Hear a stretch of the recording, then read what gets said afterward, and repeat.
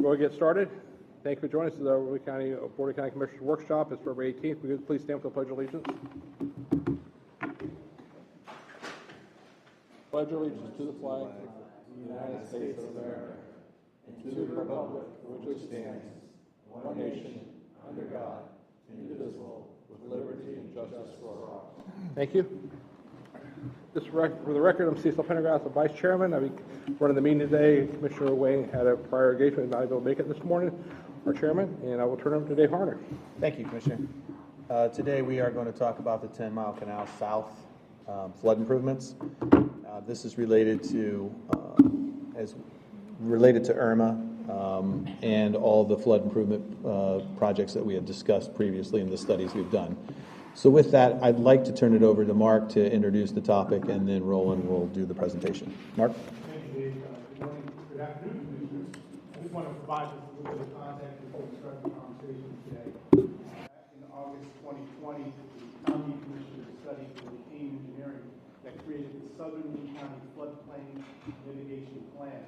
That was the result of two rain events in S92L and Hurricane Ian, which we saw historic flooding throughout the south portion of our county. Today's conversation is going to be kind of isolated to 10 Mile Canal from US 41 to the Bay. And we have a few partners here in the audience today that I just want to recognize that were part of the study and the recommendations that Roland's going to have a conversation about the flood with the South Florida Water Management District, and Eric Howard and Jordan Marble will work with Joseph Johnson and prepared the study that Roland is going to present today. So with that, Roland. Thank you, Mark.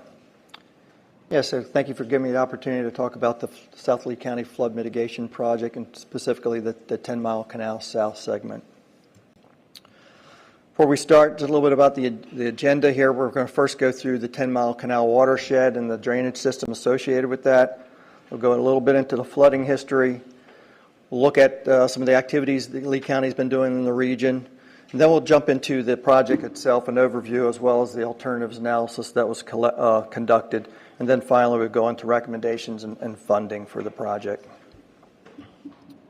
First of all, we'd like to start off with a couple questions that we'll readdress at the end of the presentation. Is one, do you agree with the project alternatives? And two, do you agree with our funding approach?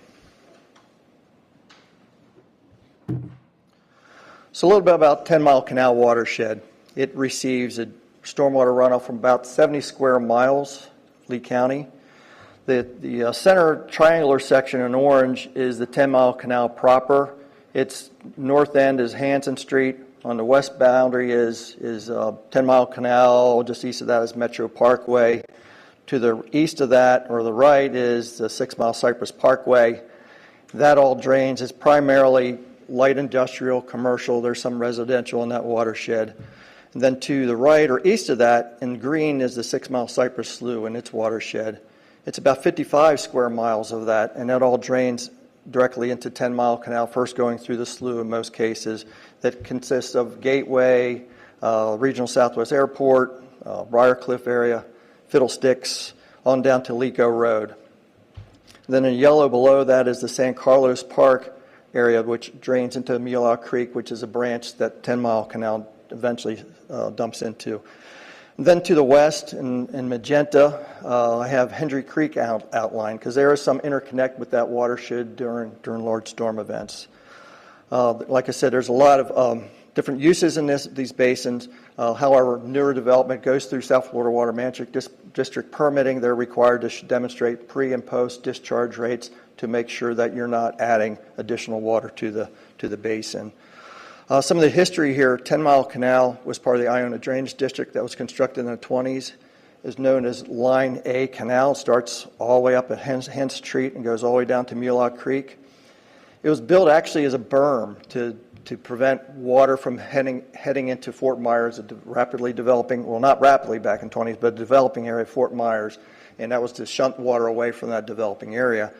And so the canal itself was kind of de facto, because they needed to borrow the material to build the berm.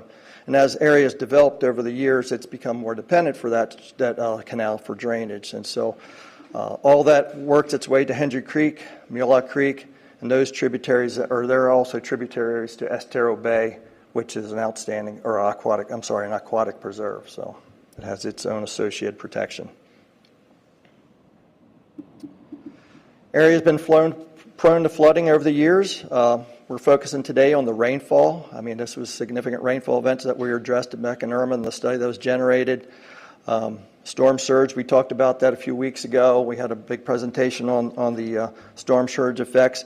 The improvements we are talking about today are not going to help for storm surge. Those are uncontrollable events that we really can't, in terms of flood mitigation, other than raising properties or moving out of the flood zone.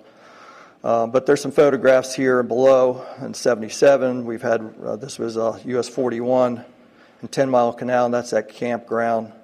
Mobile homes now in that area is flooded. That was a rainfall event. Of course, the one in Invest 92L and Hurricane Irma. Then to the right, we have Hurricane Ian and Hurricane Helene photographs. But point your focus to this graph up top, USGS. This is a United States Geological Survey gauge that we have in 10 Mile Canal, just upstream of US 41. It's at a weir control, like a small dam structure there. And you can see on the left-hand side is 1988, and it goes to the right all the way to present day. And you can see the water levels peaking at various years. In fact, I remember back in 95, there was a major rainfall events, and in fact, Bonita Springs was extensively flooded back then. Then they're all the way here to 2017. That's Hurricane Irma, Invest 92L, and then you have Ian, and the storm surge events of Ian, Helene, Milton. So it's nothing really focused, in terms of it not getting worse. You see it throughout history. There's been a lot. When we have major rainfall events, there's going to be high waters. I want to focus on how extreme this Irma event is. You've probably seen this graph before. I've shown it years ago, right after Irma. This is a compilation of the 20-day rainfall between August 23rd to September 11th, 2017. Depending on where you're in the county, you could have got upwards of 30 inches of rainfall to around 21 inches of rain for the 10 Mile Canal watershed. And what's interesting is this legend depicts is the red shows a recurrence interval, basically the likelihood of a storm event of that size, and the red is a once in a 1,000-year event. Orange is around 100 to 200-year storm event, and then yellow is around the 50-year storm event. So this kind of demonstrates how unique Hurricane Irma Invest 92L was in terms of flooding in that area. County's been certainly active in the region. DOT maintains a network of IDD canals, numerous ditches, culverts, catch basins along county road right-of-way. We did a lot of improvements back in the 90s in Briarcliff area to prevent some flooding issues that were going on there associated with the 6 Mile Slough. Fiddlesticks Canal, we did a water quality project a few years ago in response to some of the water quality edicts that were ongoing. Then more recently, the Irma response, we did limited dredging in 10 Mile Canal just downstream of US 41 and where 10 Mile Canal meets Mulock Creek. And we were just limited to removing sediment that was displaced during that storm. DOT's done a significant amount of O&M in that area, including along Island Park Road, and we're just wrapping up our San Carlos Park work in that area. And then one of the other elements out of that storm was the Southern Lee County Flood Mitigation Plan, and that's what basically generated this project. This map depicts some of the activities DOT's been doing in the area, everything from cleaning ditches to blowing out debris and culverts, repairing catch basins, what have you, throughout this basin. So let's get into the project itself. Again, as Mark mentioned, it's the south segment we're looking at. That's the portion that's south of US 41. It's tidally influenced. It goes from 41 down to Mulock Creek. And the whole goal here was, can we increase the flood carrying capacity of this canal through different options? And so we brought Johnson Engineering on board. They did a topographic study showing all where locations of seawalls and the like, elevations throughout the area, as well as conducted a bathymetric survey depicting the channel bottom and the depth. We also did the geotech work, which included identifying where rock and soil and sediment was in the canal itself. They also conducted a protected species inventory, as well as looking at the benthics to make sure there was no environmental issues we had to address. Then lastly, but most importantly, is the project alternatives analysis. Again, this was based on rainfall event from Irma. We basically ran through the modeling, did a modeling analysis showing the maximum discharge rate that was down 10 Mile Canal during that storm, and it was depicted as 2,300 cubic feet per second of water flow. And so they look at, and this doesn't count for storm surge, it does not count for future sea level rise. This is during kind of a normal tide cycle, maybe a higher one, maybe up to spring tide, but not storm surges 3 feet, 4 feet, or anything like that. This is basically a rainy day event.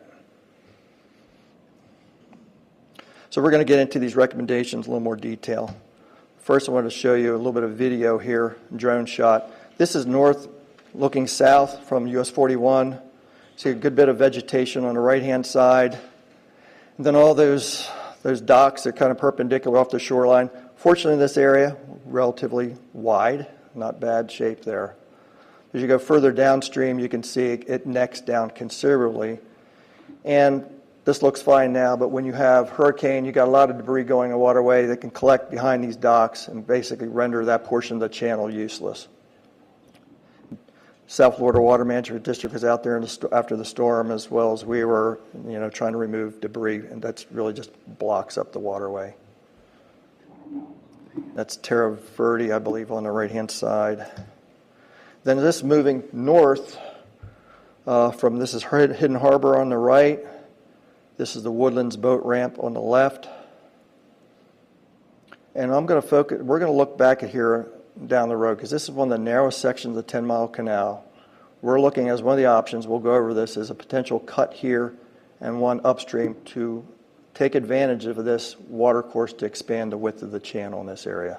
Because you can see it really necks down narrow here, and with the vegetation and also all these docks, again, it's blockages of flow.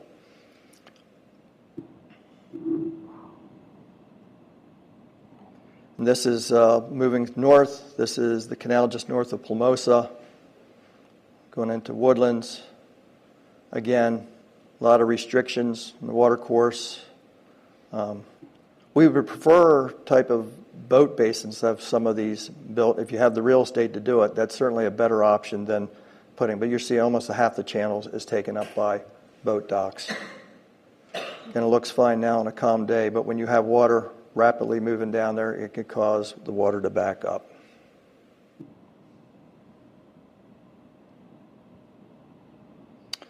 So we looked at several design alternatives in the analysis, and I'll go through each one of these in a little more detail. First one is vegetation removal. You see this photograph in the bottom here on the right. You can see you got hedgerows and trees and what have you in the water course. At least when the water rises up, it's within the water course. And so the analysis, what we did, is they ran the models to show what benefits would be. And this graph, I'll point your attention to this graph here. This is, on the left-hand side is Mule Creek, and you work your way upstream to US 41. So this is basically the bottom profile, or the profile of the water surface moving up the canal. The green line is the improved condition with this vegetation removal in place. The dashed line above that is existing conditions. So you can see with the vegetation removal where it's most prolific, the most benefit is the upper reaches of 10 Mile Canal, and we realize about a 0.3 feet of water level drop in that area. But this is something that could probably relatively easily implement. Second one is the update private recreational facilities, which is also known as removing docks or replacing docks that are in the water course. This is pretty challenging because to replace them, you would want to put something back in place that doesn't have pilings out in the water course. You can get boat lifts that are more of a cantilever type configuration where you don't put the sticks out in the water. They also encourage these little boat basin issues as alternatives, but this actually had the greatest benefit in terms of water drop. Again, it's the most expensive, but again, looking at this, and you'll see in this photograph, there's a lot of rapids. That's demonstrating that you're getting a lot of friction in the water course. There's a lot of water backing up, so removing any kind of obstructions will make the capacity greater. But again, the orange line in this case is the water level after this improvement's put in place, and the dashed line is existing. So, but you get about a half a foot decrease in water surface elevation for that same storm event, but it's almost the entire course of the canal, the benefits. Third, dredging canal. What we found through the analysis is making it deeper doesn't help. We really need to make it wider. And the problem with wider there is that you've got real estate property, private property on both sides of the canal, very narrow in some places. So to go in there and dredge and staying off of property, you're going to be having a certain amount of setback from seawalls as well as docks. You end up just cutting a little tiny narrow neck type of dredging configuration. So, but we did look at that, the area that we could dredge, and had very minimal amount of decrease of water surface as this line depicts. You went and tried to go in there and take out a rock, you're looking at, line drilling and potentially causing vibrations. You may end up owning pool shells and home foundations because it'd be that close to houses. So it really wasn't feasible alternative in this case. Roland, can I ask a question? I'm sorry. Yes, sir. While you're on the canal part of it, in the past, we have residents here, I believe, from the area also, but this is something throughout the area. People have asked us, why don't you dredge the canal, obviously, like you're talking about, and make it deeper, more capacity? And I know I've asked this question 1,000 times, but can we talk about if you dredge it, even let's say 4 feet deeper, would that really increase capacity? Would it create more flooding downstream? Can you talk about that? I know we talked about that. I'm not an engineer, but I know I've talked to the engineers about it. What's the advantage and disadvantage of creating more capacity just found depth, not width of the canal? Well, we look, because you're right, you have to look at the entire system. So you kind of work your way downstream and work your way up. So if you don't have the capacity downstream, you need to make sure that's secure first. In this case, because it dumps into Mulock Creek, which is a relatively shallow tidal creek, and basically shallow, you're not going to be making it. There's no sense making this channel any deeper than that because you're basically creating a deeper bathtub. It's not really making the capacity of the channel any greater other than you've got a hole, basically a bathtub created. The analysis that we showed that really you would need to, and even the previous reports back in the 70s showed that the canal should be wider. But again, there's homes built along that whole stretch there. So it's really not dredging deeper. In our case, if you dredge deeper, you're really limited because you have to stay off property lines a good bit so that you won't cause damage. And so you end up just making a very narrow, deep channel, which is not going to convey much more water. So that's why I'm asking is we have a choice. The board has more options in the future, what we can do to reduce flooding in the future to our residents. And also, my other question is, as we're still growing in Lee County, are we still dumping more water than 10 Mile Canal through these areas, the slough and everything east of 75 and areas off of Metro? Are we still putting more capacity into the canal, or are we stopped that trying to channel the water somewhere else? That's a question that we get asked publicly. Why don't you divert the water somewhere else? Obviously not into the 10 Mile Canal. It's going to flood out the area of Island Park all the way up to Summerlin, and of the areas like Heritage Farms, everybody's backing up, the water's backing up when they have storm surge and water from rain. Yeah, I mean, right now, we rely a lot on the Water Management District in terms of permitting because they look at, and some of the allowable discharge rates they created for permitting process was based on the capacity of 10 Mile Canal.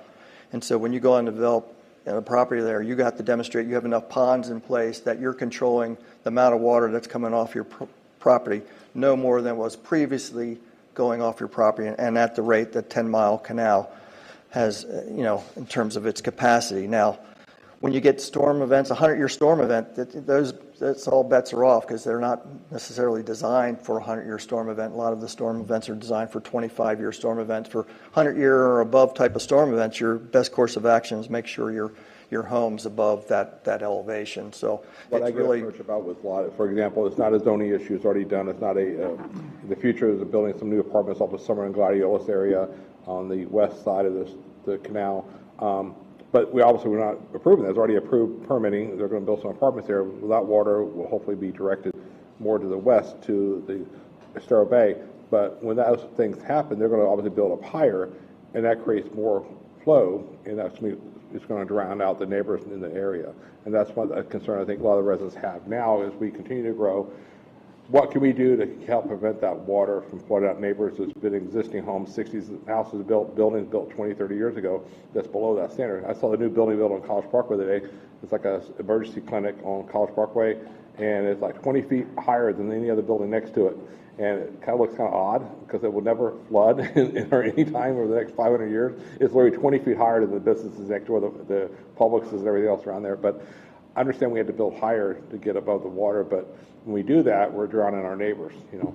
Yeah, I mean, you have to be cognizant when, for an engineer that's designing that, even though they're going higher, they got to make sure they perhaps put a ditch between the properties so that at least there's positive drainage out of the property. Now, this is more of a larger infrastructure type of project, but something like neighborhood level or individual permits, they have to demonstrate that they have moved water off the property. But you're right, some of those homes were built many, many years ago without the benefit of any kind of analysis, and then you've got something in new current regulations. It's really a challenge.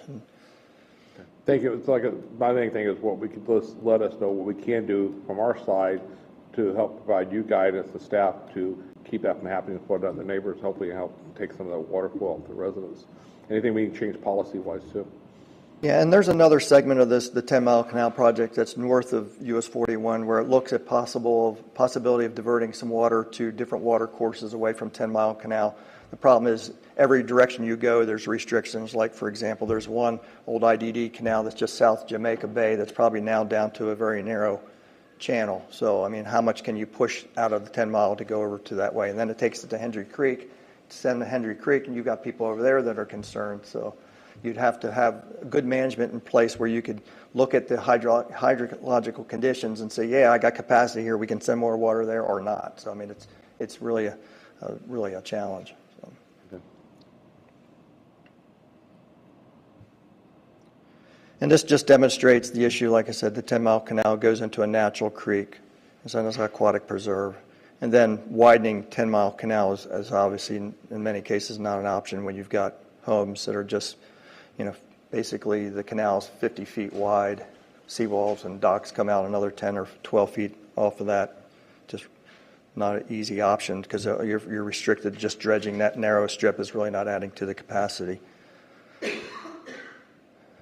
Then I mentioned this is the construct berm and rebuild boat ramps. Earlier I mentioned how 10-mile canal was basically a berm and the canal was kind of de facto. Well, that berm also protected high waters from 10-mile canal going over the bank, and we saw that during Irma down Island Park Road. Some of that water with the 10-mile canal got so high it went through those condominiums and moved its own way down to Island Park Road. And so this option is really something that needs to be done is look at that. The berm has been misplaced in some places, relocated, and in some cases breached due to boat ramps. And so what we do is make an effort to go in there and try to reestablish that berm elevation. Like I said, there are some segments left, but there's some that's knocked down. But that had to be a complete project because if you have one hole in the berm and levee, then all the water is going to channel through that section. So that's going to be challenging because we'd be dealing with a lot of condo associations, but it's not necessarily impossible. So we'd like to explore that more. Then channel cut. This is the one I mentioned, Hidden Harbor. You just basically cut in to where the upper reach of that stretch is. Right now, this is their boating access for the boat docks, and then cut it back out here. This is about the narrowest section, 10-mile canal. It had more than double the capacity there. That's near the upper reaches, the upper half of the water course. So as this line shows, that's the water blue is the water level. And then the dashed line is the previous existing water level. And so you see most of the benefits upstream, but you realize a 0.7 feet decrease in water surface, which is substantial.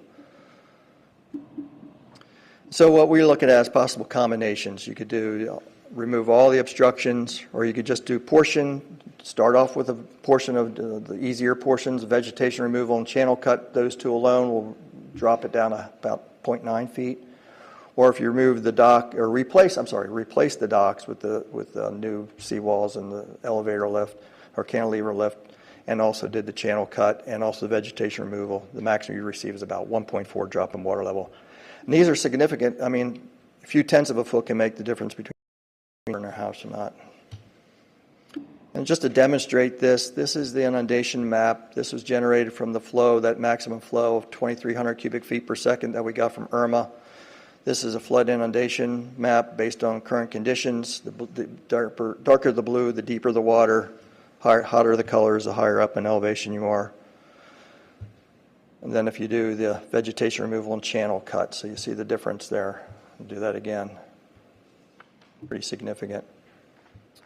And then if you do all the options, total flow, obstruction, removal, as well as the channel cut, again, you increase the benefit again even further. So our recommendations wrapping up here, looking at doing a combined set of alternatives, looking at the vegetation removal and the channel cut, at least initially. Explore constructing that berm and rebuilding those boat ramps. And then at this time, exclude the dredging because of the cost effectiveness of that, but also the replacing the docks and seawalls would be very challenging. I think we're looking at possibly looking at a phased approach there where you could modify the land development code to require cantilever type boat lifts for new or replacement docks. And we, of course, we'd encourage the off-channel boat basin would be an acceptable alternative, but in many cases people don't have the real estate to do that, but that would be certainly acceptable. And so funding-wise, we're looking at around $5.5 million for just the vegetation removal and a channel cut. Add back in the constructing the berm, the build boat ramps would be 2.5. Now that can vary significantly. It all depends how involved rebuilding it could be. It could be as far as just adding a speed bump that's a little higher, but it might be more practical for boats, or to trying to create some kind of a gate mechanism. So that could really vary. And then with all alternatives in place, it's about a $23 million endeavor. And so what we recommend is continuing to pursue the HMGP grant funds that we're currently doing for full project implementation. So with that, I'm going to go back to these questions and open it for questions. Question from the board? I guess, can you go back to the last slide then, looking at your recommendations, Roland? So I'm curious about, so it looks like 23 million for all combined alternatives, and you were going to pursue the hazard mitigation grant program grants for the full project implementation. How much do we have already secured of that 23 million then? We're in the application process. Maybe Glenn, you could answer that, but I think we've got an application and a scope of work in at this stage. Yeah, Commissioner Hammond, Roland is correct. We don't have any of that secured. We have an application pending for that amount, but it has not yet been awarded. Who's the decision maker on that money? Ultimately, FEMA will approve it. It goes through FDEM. They do a cost-benefit analysis. They make a recommendation to FEMA, and then FEMA approves or not. Do you know, like ballpark, what time frame they have to make their decision? That's a good question. For the Hurricane Ian HMGP cycle, only 2 awards have been made that we're aware of throughout Lee County yet. Every other project is still pending, so we really don't know. So they're like in a constant state of review? Like there's no deadline for them to make a decision and award money? They do not have any deadlines now. Okay.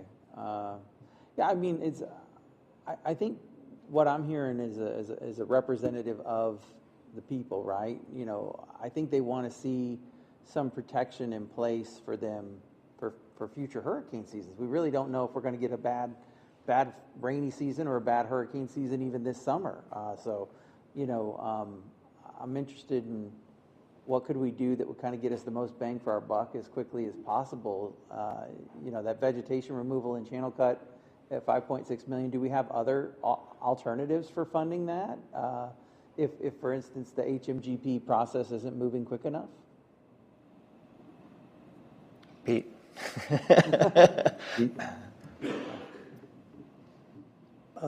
Well, Commissioners, I think during the budget process, based on, you know, our forecasts, where we are at any given time, what our expense budget comes in, what revenues we're anticipating, you could always make, the board could, you know, review that as a priority, and then, you know, if we had some excess, we could, you know, make sure that that was the first. Commissioner. Also, you know, we have strategic planning coming up this week, and we're going to talk about the number of projects that we currently have and the projects we have outside the funding component. So this can be another part of that discussion because flood mitigation is outside the bubble. So the board could make choices on how to implement some of these projects as opposed to others. So that's part of the discussion in the strategic planning process. That's what I was going to ask because, you know, you're talking about the budget, and it'll be July and August, it would be rainy season again. And as hot as it is today, I'm talking about another wet winter, summer again. And I'm concerned about what we can do between now and then now to vegetation removal or channel cut, what we can do now to mitigate any type of extra flood in the future. Obviously, we can talk about it next week. We can't make decisions here, but what's maybe some of the options we could do this year, use our current funding for our local residents. We need to, try to protect them. What can we do there while we're still waiting for the funding? What we can do meanwhile. I know we already made a lot of changes. We've already made a lot of cleaning up. A lot of different areas have been cut back and everything. But what else we can do between now and the rainy season starting in a few months to mitigate that before the budget even comes up? Roland, can you just roughly go through the time frame for, let's say we just do vegetation removal. Can you just talk about the time frame that it would take to move forward with that if we got an okay within the next month? Well, I mean, we could possibly use one of our existing contractors on that, so we have the mechanism in place.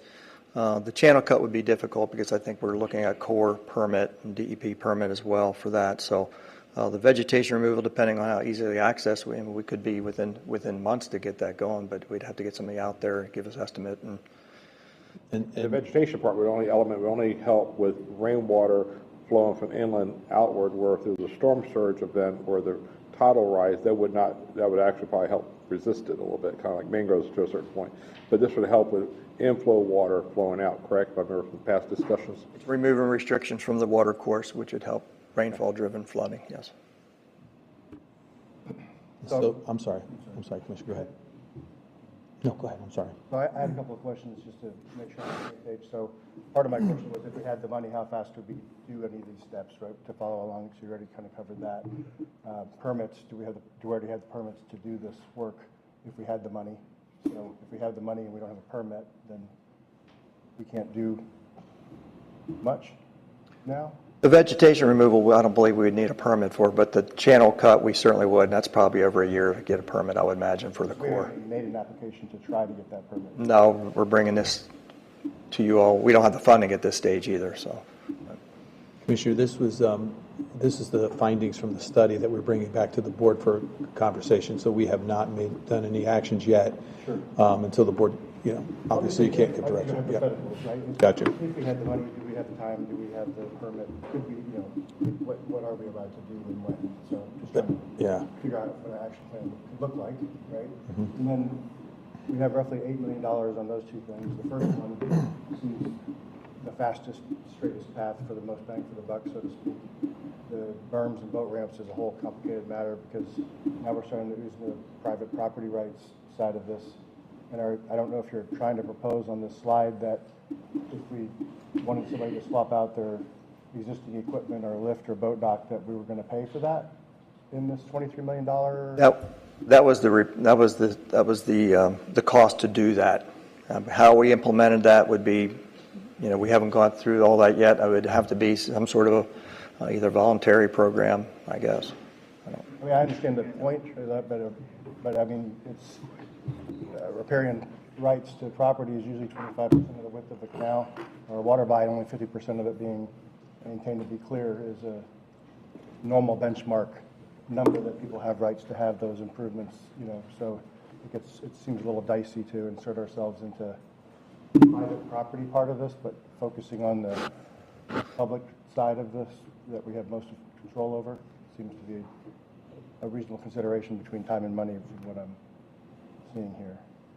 Yeah, and we'd have to do some research on the IDD canal itself too, because we do have some rights in the IDD canal where that, some of that probably does extend into some of those private properties. But again, if we haven't, it'd be more of a legal question to look into those, see what we could possibly do within that. So we start to get into that fringe part of this, but the bigger low-hanging fruit has the most bang for the buck. It seems to be most Mr. Greenwell had a question. Impactful to people.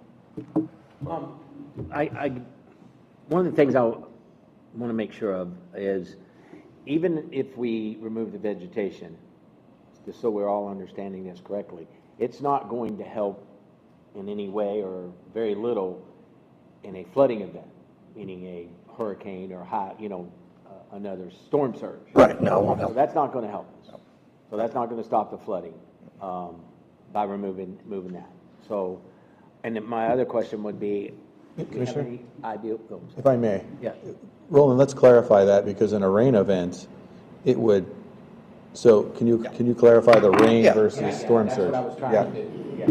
This is based on Irma flow rates that we got during Irma down 10 Mile Canal due to that rainfall you saw, which was very significant. So, I mean, and day in and day out, even the smaller events, there's still benefit from that. It's just, in terms of storm surge, no, because we can't control that. But I want to make sure that Yep. that we all understand that correctly. Sure. Correct. Help us in the rain event, but not. Storm surge. My other question is, do we have any idea of the number of docks that we would be looking at? And making sure that I'm understanding that. We're going to tear those docks out and we're going to pay to replace those docks.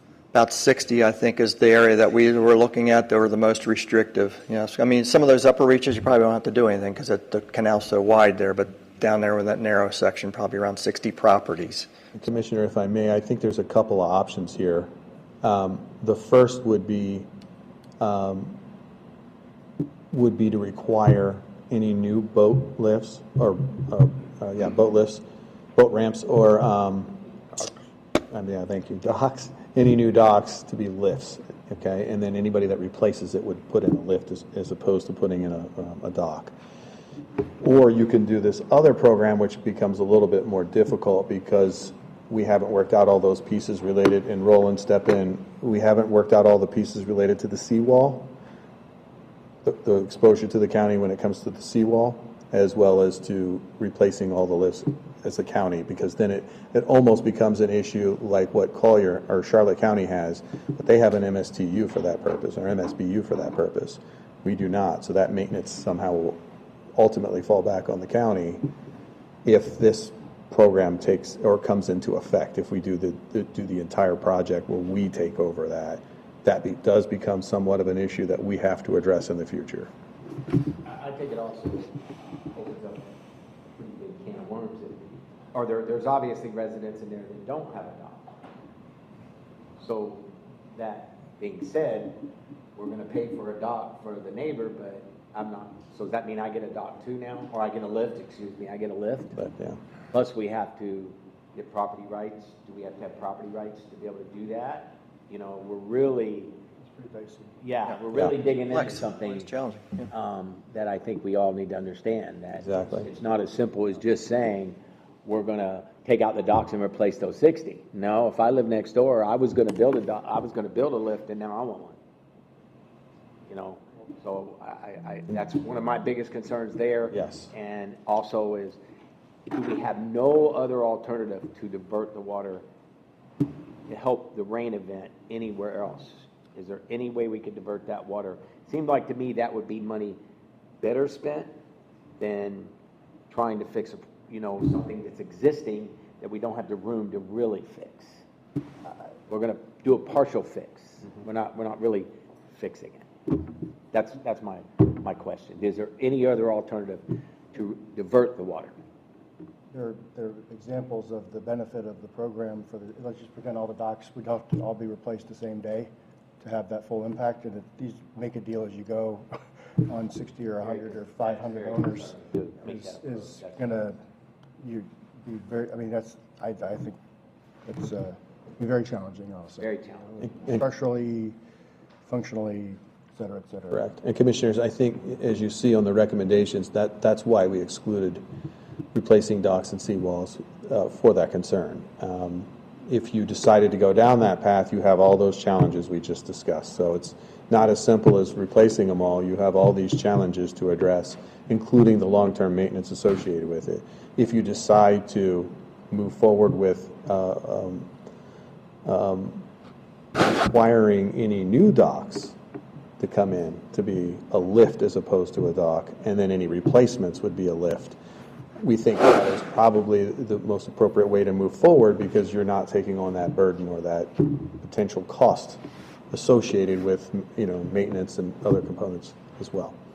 If I may, the elevator lift, a lot of times you see but you can't have an elevator lift freestanding without a seawall. A lot of these areas down here, you can't get a seawall on the ground. And there's a lot of conflict. Yeah. It's not like There's that it's too. straight line. We're going to come in and out and out. We would literally have to go through this seawall every day. I'm saying the rock is so hard that in some of those areas, it's cost prohibitive to.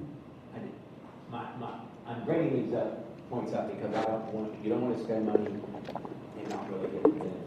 We're going to allocate money to do this. We want to make sure we're getting a benefit that makes sense. And also, I have concern about removing the vegetation simply because now that house can see that house and they're not happy because you removed that vegetation and they don't want to look at that.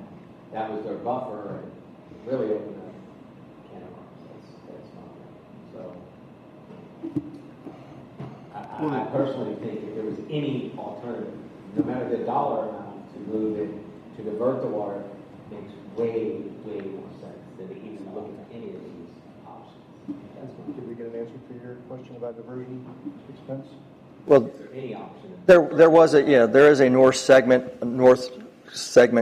concept plan which sends some water out of 10 Mile Canal due west, but they're almost as equally, if not more challenging. For instance, I mentioned before, one sending water outside of 10 Mile Canal through a pump to a ditch that's south side of Jamaica Bay that was an former IDD canal, but it's pretty much non-existent. So you're now dealing with Jamaica Bay, mobile home park to the north, and some business to the south. So you're probably looking at land acquisition and possibly even seawall construction there because you need to send a lot of water in a very narrow section.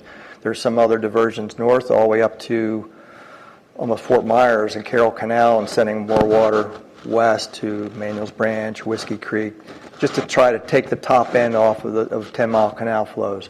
I think they're looking at maybe a maximum of like 700 cubic feet per second of water that you could possibly take off the top, but that's implementing all those in place. So it's something that could be explored. Normally you start downstream, work your way up, so I'd like to make sure my downstream can handle things first, and then order of logic is to kind of work yourself upstream, but we can certainly look at some of those, even maybe partially implement some of those as well that are not so onerous. I just worry, like I said, I just worry about the challenges that we're going to step into doing that. Mm-hmm.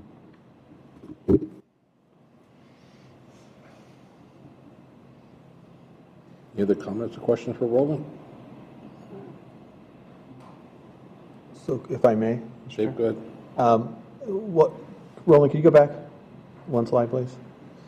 So again, I think the recommendation coming from this meeting would be to do the vegetation removal and the channel cut, and then to explore the opportunity to construct the berm and rebuild some boat ramps. That, again, it has some challenges, which we know, and we will bring back those challenges to you. But there is and Roland, I think you could talk about the benefit related to the berm. The berm would provide a rather large benefit to the community if we were able to get it back in place and not affect boat ramps. It will have some effect on them, but it won't remove the boat ramps. So we have some protective measures to do that. Roland, would you like to just discuss that a little bit? Yeah, because the water levels, even when we generate some of these options, the water level still gets to a point where it could be above the 10 Mile Canal top of bank, which if it's above that bank, it's going through those condominium complexes. Now, will it flood homes? Maybe not, but it'll still be flooding through the property. So we're trying to keep everything within the 10 Mile Canal, at least the western bank of the 10 Mile Canal. So it's pretty important to have that in place just to secure that water into 10 Mile, not causing that spillover into the community that we saw several times. So if I understand you correctly, please, the part that's without private property rights being questioned and the hornet's nest that comes with that, 11 inches of gain can be done by those two methods. And after the first 11 inches, we would gain the last 5 inches with the conundrum level projects that we're talking about. So focusing on the cheaper, faster, bigger, 2/3 of the solution first seems to make sense to me. I don't even know how to implement the private side. Yeah, I had a question. Is there, obviously, I sounds like for like things like the channel cut and whatever, we're going to need to get Army Corps of Engineer permits and things like that.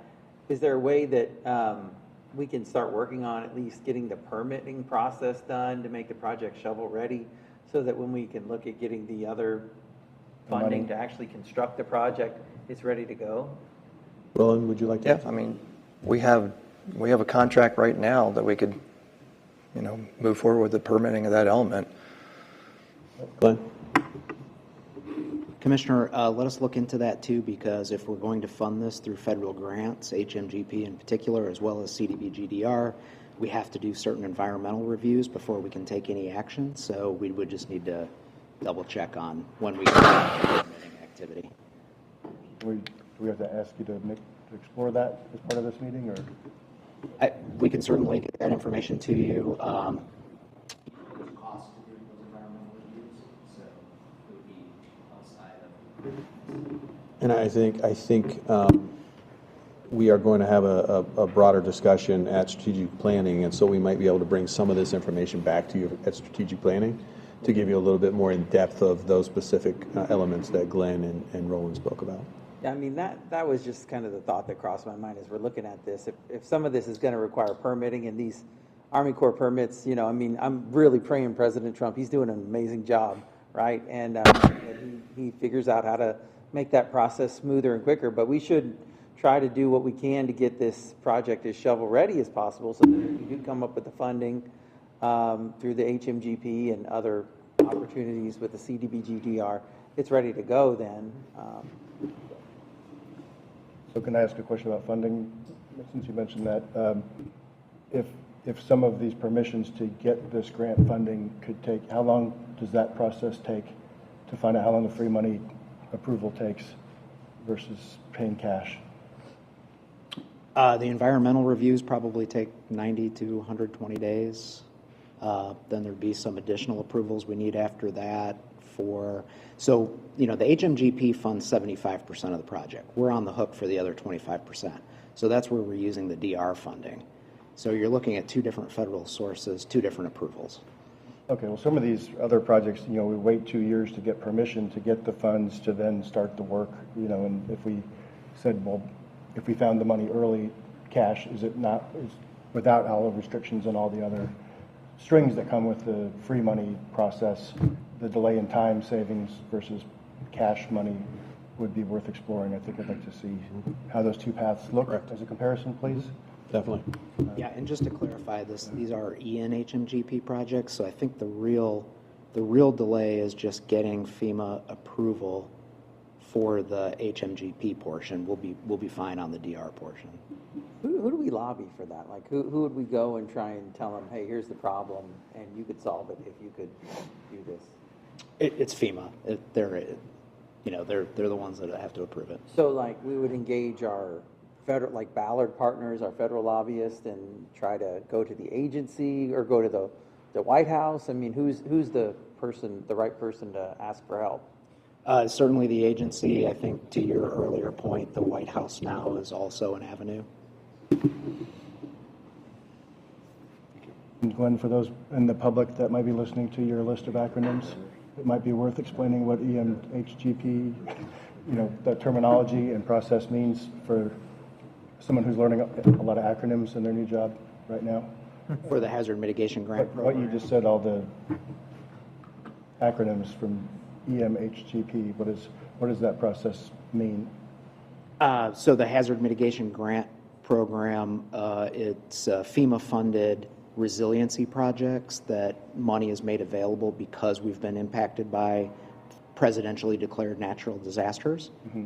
And the Community Development Block Grant Disaster Recovery Program, CDBG-DR, is similar, although that comes through HUD, and it has some additional requirements. But okay, well, a lot of these people aren't briefed as often as we are for a lot of this terminology. I just want to make sure for in a public meeting that they get the benefit of your knowledge down the list from them. Thank you. Mark Moore wanted to say something. I got Mike Greenwell next. Commissioner Greenwell. Mark, go ahead. Thank you, Commissioner. In terms of moving things along sort of a shovel-ready, perhaps even for a permit, can we fund the design and change that point? That's something we have in our current budget? I do not have. I have design money, design money for this first portion.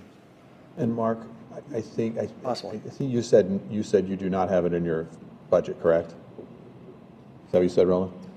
For construction, I have probably enough money to move forward with the permitting, but not construction. So I think it goes back to our original discussion. When we get into strategic planning, one of the big issues we have to discuss is flood mitigation, which is obviously this piece. And is there a way to move that in to a funding mechanism that currently exists? So it potentially juggling some projects to fund that component. So that's pretty much what, that the discussion we're going to have on Thursday is, this is a big piece of that.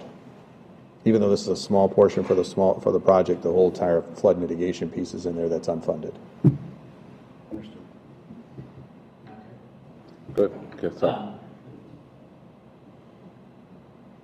Okay, so I guess where I'm at would be the recommendations of vegetation removal and the canal cut,